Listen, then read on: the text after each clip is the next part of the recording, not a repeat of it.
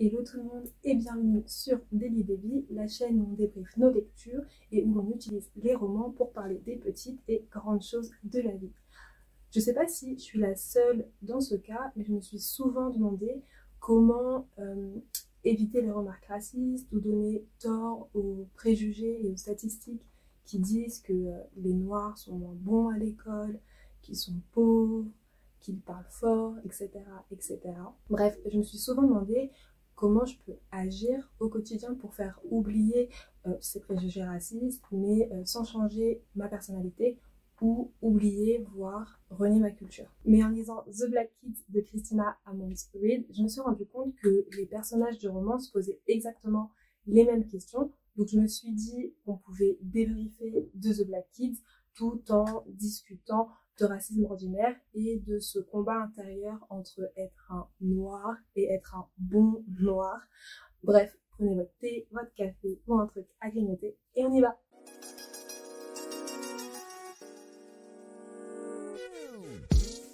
Pour ceux qui ne connaissent pas l'intrigue de The Black Kids, l'intrigue se déroule en 1992 à Los Angeles. Il y a donc fort longtemps, parce que YouTube et Instagram n'existaient pas. Mais pour replacer un peu le contexte, il y a deux actualités tragiques qui ont fait la une en avril 1992. Première chose, il y a plusieurs policiers, 4 pour être précis, qui ont passé un tabac à un homme noir, donc Rodney King, et ils ont été acquittés alors que leur agression avait été filmée par des caméras de vidéosurveillance. Et bon, j'ai envie de dire, si des caméras de surveillance ne peuvent pas prouver des violences injustifiées, qu'est-ce qu'il faut de plus? Mais bon, bref, on n'est pas là pour discuter de ça. Et à la même période, il y a eu une deuxième actualité assez tragique. Une commerçante coréenne s'en sort avec 5 ans de prison avec sursis pour avoir tué Latasha Harlins, qui est une jeune afro-américaine qu'elle suspectait à tort, je précise bien à tort, de voler une brique de jus d'orange. Bref, suite à ces événements, il y a une révolte qui éclate à Los Angeles pour plusieurs semaines et c'est dans ce contexte qu'on va suivre Ashley, qui est une adolescente afro-américaine de 17 ans. Elle vient d'un milieu assez aisé, elle étudie dans un bon lycée de Los Angeles et elle n'est pas directement touchée par les émeutes parce qu'elle ne vit pas dans un quartier où se déroulent les émeutes. Mais grâce ou à cause, tout dépend du point de vue de ces émeutes, elle va se rendre compte que malgré son statut privilégié, elle est elle aussi victime de racisme au quotidien. Alors je vous ai présenté le personnage d'Ashley parce que elle est présentée comme le personnage principal de ce livre, mais je vais beaucoup plus vous parler de sa sœur, Jo, parce que je trouve qu'elle est beaucoup plus intéressante. Du coup, je trouve que Jo nous montre mieux qu'Ashley que c'est pas facile de trouver sa place quand on est une personne noire qui évolue dans un milieu blanc. Elle a l'impression qu'elle doit choisir un camp entre être la mauvaise noire qui subit du racisme ou être la bonne noire qui subit toujours du racisme, mais qui se perd un peu dans le processus. En fait, Jo a grandi avec des parents qui lui demandent d'être heureuse et reconnaissante parce qu'elle n'est pas dans le besoin et parce qu'elle n'est pas concernée, d'après eux, par les problématiques qui touchent les Afro-Américains. En gros, ils considèrent que vu qu'ils vivent pas dans le ghetto, ils sont pas touchés par le racisme. Donc à la maison, ils vont pas parler de racisme et ils vont faire en sorte de pas se faire remarquer en tant que personne noire. Sauf que ça marche pas du tout comme ça. Tu peux très bien avoir une attitude irréprochable et un jour, sans crier gare, clairement, quelqu'un va te rappeler que t'es noir et qu'en plus, c'est quelque chose de négatif. Et on a plein de scènes comme ça dans le livre qui nous montrent très bien. Par exemple, on a une scène où Ashley et sa mère vont dans un magasin de luxe et les vendeuses vont pas du tout s'occuper d'elles et elles vont même les suivre en mode elles sont en train de voler quelque chose ou elles essaient de voler quelque chose. Et je suis persuadée que Dieu s'est dit que si je suis pas légitime à parler de racisme parce que je suis noire et privilégiée et si je me sens pas à ma place parce que je suis riche, du coup autant renoncer à mes privilèges et à combattre des causes qui me tiennent à cœur. Mais finalement les décisions de Joe, selon moi, elles sont tout aussi extrêmes que les positions de ses parents vis-à-vis de tout ce qui est racisme et comment se positionner face au racisme qu'on pouvait subir, parce que c'est pas parce qu'elle renonce à ses études, à sa vie confortable ou qu'elle combat violemment et frontalement les discriminations raciales que ça veut dire qu'elle comprend les discriminations que subissent les Afro-Américains moins aisés. Je sais pas si vous voyez ce que je veux dire. Pour moi, ça veut juste dire qu'elle culpabilise de la vie que lui ont offert ses parents. Et justement, parlons des parents de Joe. Je les trouve tellement problématiques, mais d'un autre côté, j'arrive pas à leur en vouloir. Parce que pour eux, paraître moins noir et plus combattre le racisme, c'est ce qui leur permet en fait de se fondre dans la masse et de réussir dans la vie. Donc je peux comprendre qu'ils essaient de transmettre ce mode de pensée à leur fille, mais ne me faites pas dire ce que j'ai pas dit. Je trouve quand même que c'est très très problématique, mais j'ai quand même du mal à leur en vouloir. En fait, on voit qu'ils ont fourni énormément d'efforts pour arriver là où ils en sont et que certaines de leurs expériences ont été douloureuses. Par exemple, ils sont tous les deux les seuls noirs avec des responsabilités dans leur entreprise et ils ont toujours peur qu'on utilise leur couleur de peau pour les discréditer. Donc, ils fournissent 2 fois plus d'efforts que leurs collègues et ils sont tout le temps stressés en fait pour fournir un travail exemplaire. Du coup, quand on fournit autant d'efforts pour être à l'abri du besoin, je peux comprendre qu'on souhaite faciliter la vie à ses enfants et leur donner des clés qui nous ont permis de réussir. Mais pour moi, ça reste quand même un comportement ultra problématique parce que ils sont pas eux-mêmes, ils jouent un rôle et même c'est ce que j'appelle le rôle du bon noir. Et ils demandent à leurs enfants d'effacer une partie de leur identité et ensuite ils participent à la diffusion de stéréotypes racistes. Si je devais expliquer le terme de bon noir et le résumer en une scène, je vous dirais le moment où le père d'Ashley et de Joe dit vouloir un nouveau départ. Pour lui, quand il dit un nouveau départ, c'est ne plus parler de son histoire, ne plus parler d'où il vient, de ce qu'il a vécu. Enfin, il veut plus parler de racisme parce qu'il veut pas faire de vagues. En fait, il sait que le racisme existe, mais s'il peut ne pas le regarder dans les yeux, il tourne la tête. Franchement, rien à faire, il tourne la tête.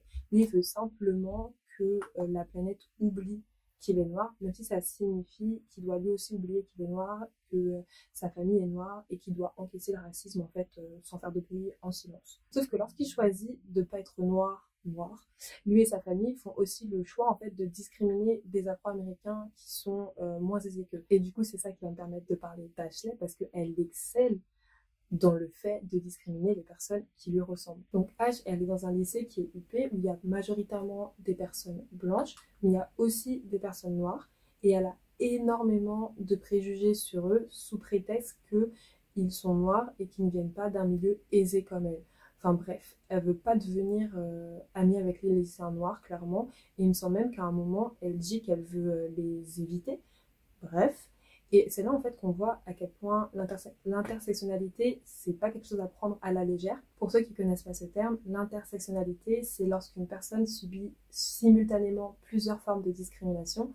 Par exemple, je suis une femme noire, donc je subis pas d'un côté du racisme et de l'autre côté du sexisme, mais je vis un mélange des deux. Du coup, dans The Black Kids, on voit que tous les personnages noirs subissent du racisme. H, elle est noire, elle est dans un milieu aisé et elle subit du racisme. Sur ça, il n'y a aucun doute. Il y a 10 000 scènes dans le livre qui nous le prouvent.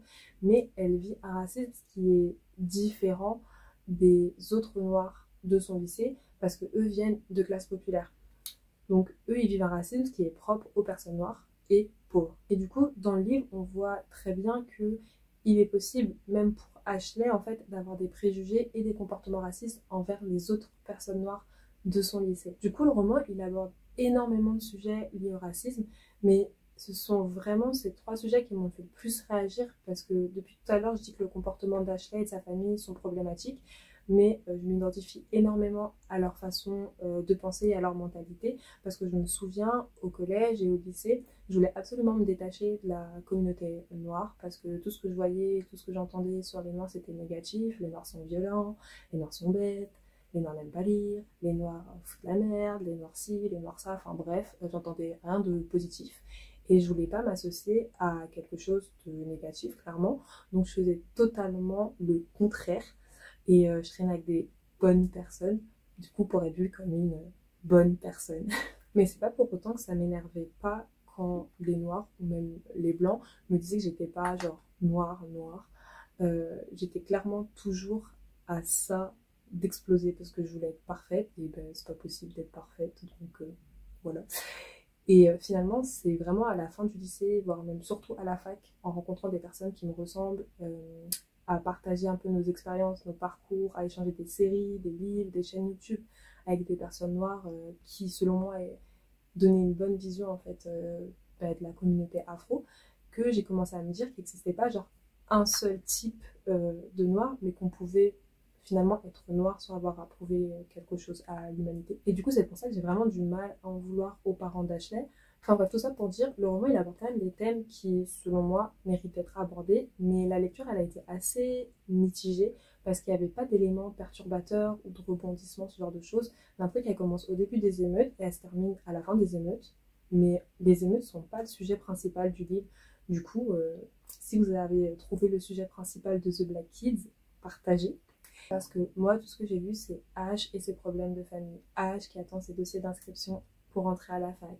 Ash et ses amis problématiques. Bref, on a un peu Ash dans toutes les situations possibles et inimaginables, mais j'ai pas su ce que voulait Ash ou pourquoi elle était le personnage principal en fait. Qu'on soit clair vraiment sur la question, je dis pas ça pour être méchante envers le personnage d'Ashley, c'est juste que c'est une lycéenne, ok, qui se prend plein de micro-agressions toute la journée et qui se rend pas compte que ses amis sont grave problématiques, mais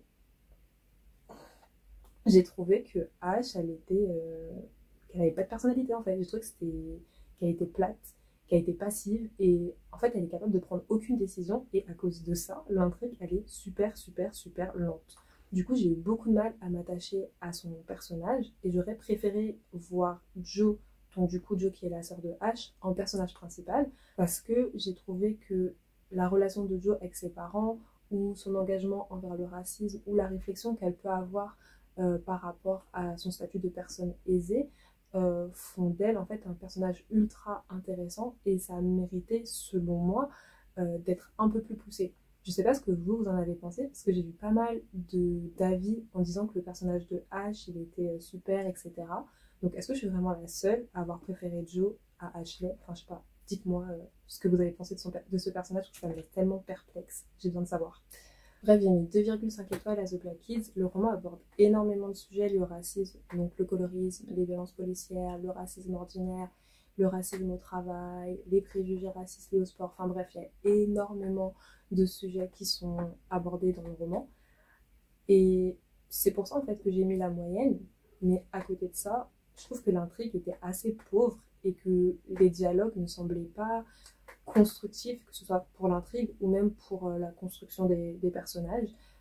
Du coup, bah, comme je vous l'ai dit, je suis assez mitigée vis-à-vis de ce livre. Aujourd'hui, je vous recommande un livre que beaucoup d'entre vous ont lu ou ont vu passer, mais qui selon moi fait très bien le travail là où Black Kids a du mal à se démarquer. C'est The Hate You Give de Angie Thomas. C'est du coup l'histoire de Star, une jeune ado de 16 ans qui vit dans un quartier pauvre et noir, mais qui étudie dans un lycée huppé et donc blanc. Et à première vue, Star semble être assez à l'aise, assez bien dans sa peau, mais en fait, elle se sent jamais à sa place. Elle joue un rôle au lycée où elle veut pas être stigmatisée comme la noire des quartiers pauvres, et elle joue aussi un rôle dans son quartier pour ne pas être vue comme la noire qui va dans un lycée de blanc. Enfin bref, rien de nouveau sous les cocotiers. Mais la vie de Star va basculer lorsqu'elle va rentrer de soirée et se faire contrôler avec son ami Khalil par un policier. Et ce qui devait arriver arriva, le policier tue Khalil. Et ce que j'ai beaucoup aimé avec The Hate You Give, c'est qu'il se concentre uniquement sur les violences policières et il les traite vraiment sous toutes les coutures. Donc on se demande pourquoi les personnes noires peuvent se sentir en danger face à un policier, comment les victimes de violences policières sont traitées par les médias, les différentes réactions des communautés afro-américaines ou encore la récupération politique des violences policières. Enfin bref, il y a énormément d'angles qui sont traités dans The Hate You Give et du coup je trouve que The Hate You Give est beaucoup plus efficace pour dénoncer le racisme parce que les scènes sont moins subtiles et elles servent à expliquer une seule forme de racisme. Donc selon moi ça peut être un bon début si on souhaite utiliser la littérature pour se déconstruire sur le racisme. N'hésitez pas à me dire en commentaire si vous avez déjà été victime du syndrome du bon noir, de la bonne minorité même on peut dire. Et si vous n'êtes pas concerné par la question, dites-moi si selon vous il vaut mieux une intrigue qui traite d'un seul sujet ou plutôt une intrigue qui aborde plusieurs sujets liés à un même thème comme dans The Black Kids. Bref, j'espère que la vidéo vous a plu. Si c'est le cas, n'hésitez pas à liker ou à vous abonner à la chaîne. Sur ce, on se dit à la prochaine. Je vous envoie des cœurs sucrés. Tchuss!